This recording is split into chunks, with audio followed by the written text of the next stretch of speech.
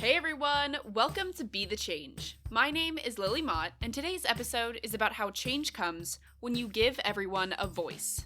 I have a very special guest this week who is coming on the podcast to share a very special announcement.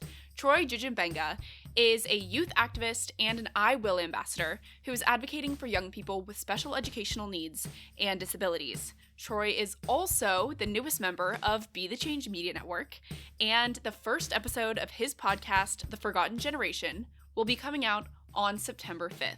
So, without further ado, let's get started with this special episode featuring Troy Njenje-Mbanga.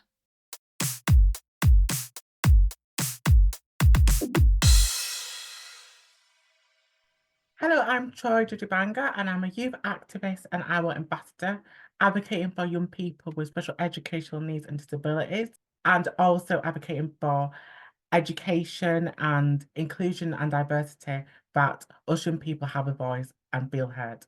That was a great introduction, Troy, and I'm so excited to have you on Be the Change podcast. It's definitely been a long time coming. So, I would just love to get started by having you tell me a little bit about your background. What inspired you to get started with your work as an activist?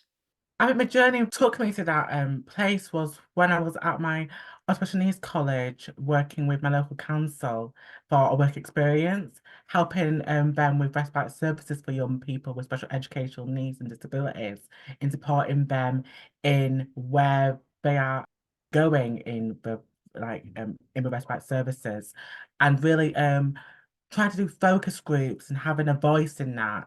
And also trying to support the young people in hearing their views and opinions on what they want better at resident at respite services. And what was the process like for you to get involved with the I Will movement? What was that like? And that was a very long process where I literally was looking at lots of youth organizations that I could be part of. I was searching online, working out which organization can help young people have a voice and feel heard and be the decision makers and change makers that we are. So I was looking at it and I found the I Will movement and I was like, what's this? And then I looked at what it is and what it aims for, and I was like, okay, this is good. I can do this. So I applied for the I Will movement. I just wrote the application and about my social action, what I've actually done. And then I've been literally like a few months and months ago, I was literally coming home from an internship program that I did back then, and I was heading home on the bus. And when I was looking at my phone, and then my phone beeped with an email saying, you have just been selected as an Owl ambassador for 2023. And I was just like, oh my goodness, I couldn't believe it. Because I was just waiting for that email as it took a few days. I was like, oh my goodness. That is so great, and I would love to know more about this experience. What has it been like being an I Will ambassador, and can you tell me about some of the work that you've done throughout this last year as an ambassador? Yes, I mean, very much like I started at the residential for our movement. So we had a residential with because with our ambassadors coming together and just really like connecting with each other, and just really coming together on what the our movement is, as it was something that was new to all of us new our ambassadors. So it's quite interesting because we did like and team building exercises and just really got to know the staff we're going to be working with throughout the year and the support that we're going to get, and just really just sharing our lived experiences. And then after that, it was like, okay, we like I did the residential and we just connected and we really had fun. And then from there, it was just opportunities came along, and we were also doing the I Will Week 2023, where because we're actually some our ambassadors got to go to the House of Commons to actually celebrate the 10 years of the I Will movement that it was running from last year. And it was so amazing for me to be part of that history, to be part of it, going to the House of Commons in London to celebrate the I Will movement for 10 years of it. That is so exciting, and I love how you've been able to really benefit from this community of I Will ambassadors from around the UK. And I think that it's a great opportunity to learn from others and to work with them and just to support one another. So I think it's such a great opportunity that you've been able to take advantage of. So I know that you have some very exciting projects coming up, and I would love for you to share a little bit about those. Can you tell me about some of the projects that you've been working on and what you're excited about that's coming up next? Yes. Well, I've got some like as a potential more podcasts coming out, which have been I guess that. Also, also I've been working on a brand new project, which is a youth-led organization which I'm working on, called Future Leaders Hub, where actually young people are the heart and soul into that organization. It's basically youth led and it's a movement of young people, like I'm a change makers coming together and really having a voice and because I was tackling the issues that we face like climate change, education, cost of living crisis, and all the other issues that we face. It's just to get us young people to be leaders as well and to also support young people in skills for their CVs and also just to give them opportunity to have a voice because we feel like some organizations don't really listen to us and get where we want to go as young people and get our voice. So it's so important that this youth-led organization is a way of like having our voice but having it youth-led and having it our way. That is so exciting, and I have a couple more questions about the Future Leaders Hub because I know that it's very new. Will you be having events or will you be hosting meetings? How can people get involved with that project? And absolutely, like, there's going to be lots of social action projects. There's going to be workshops, but like, there's going to be meetings and groups where we're going to probably host like an event, hopefully do training opportunities and just like also go to events as well and also represent the whole Future Leaders Hub and to really get young people to be engaged with it and also do social media content and do maybe Instagram lives and do some competitions and also do like an opportunity post every Friday or something like that, where we try and encourage young people to take part in opportunities that they might have not know about to really get them engaged and stuff, and really also go to schools as well and other areas to be like, this is Future Leaders Hub. You should go and try it because it's a really amazing youth organization that includes every young person, not just young people who are very much can't have a voice because everyone should have a voice and everyone matters. So it's basically 14 to 25, but also we're hoping to make it also 25 to 30 as well. Because that's when you hit 25, that's really it. You don't have the opportunity anymore. So we're wanting to make sure that we can help and support young people the best we can moving forward. I think that is so well said, and I absolutely agree that everybody does need a voice, and so thank you for sharing that. I want to talk a little bit about another project that we both have been working on, and that is your podcast. The first episode of The Forgotten Generation will be coming out tomorrow on Be the Change Media Network. So I would love to talk about what the process has been like to create the podcast. What was it like to get started? How did you choose who you're going to feature on the podcast? Give me the whole behind the scenes story of the Forgotten Generation podcast. Yeah, starting it was very much interesting because I had an idea way before about like I'm a forgotten child, where it was a campaign about young people with special educational needs to have a voice and feel heard and get like our decision makers to really take action.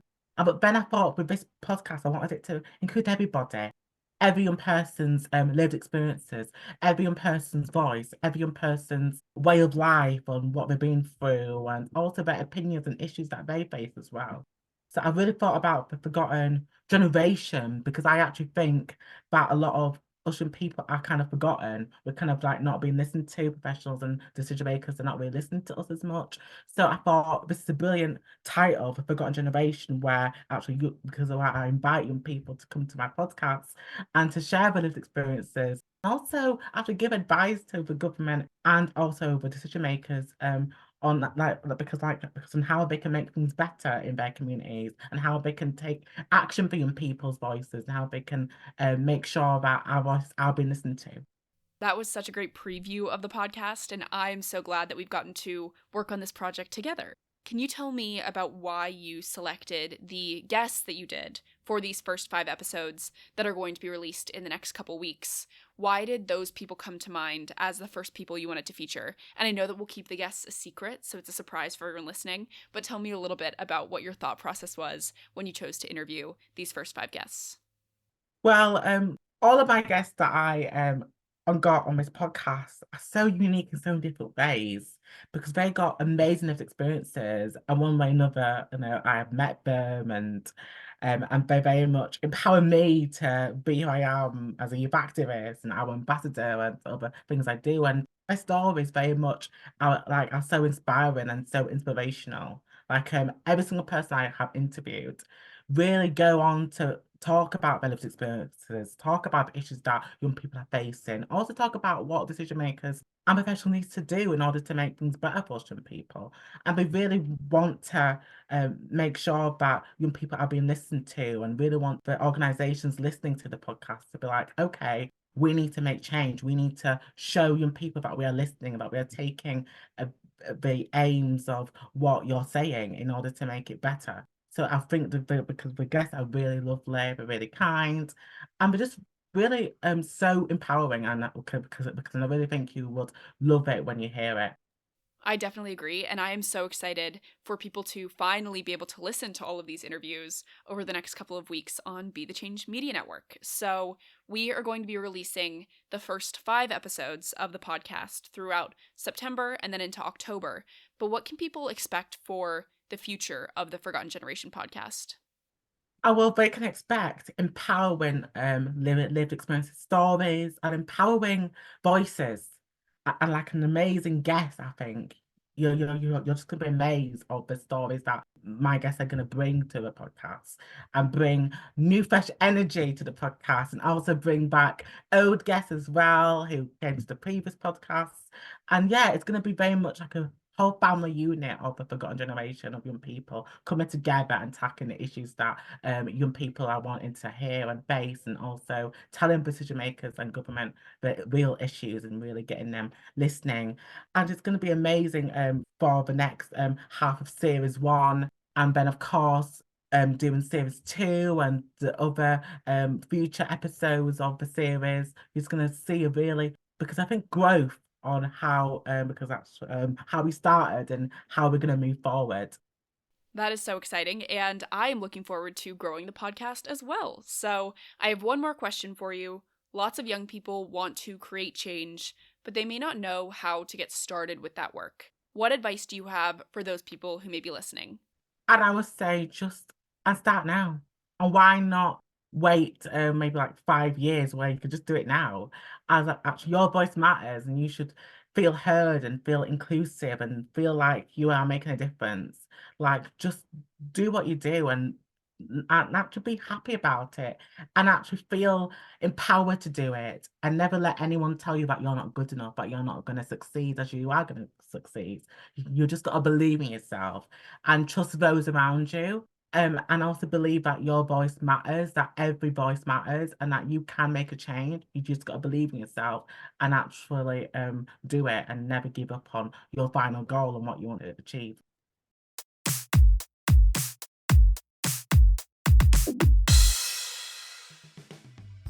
I've been so excited to release this episode with Troy, and I am even more excited to share the first episode of his podcast with you on Be the Change Media Network tomorrow.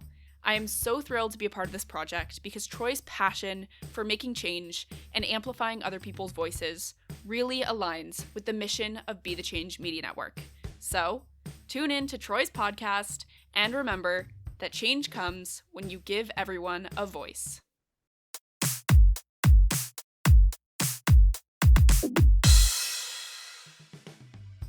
Thank you so much for listening to this episode, and you can find Troy on Instagram, and I've included that link in the description of this episode. Tune in to listen to the first episode of the Forgotten Generation podcast on September 5th, wherever you're listening to this podcast.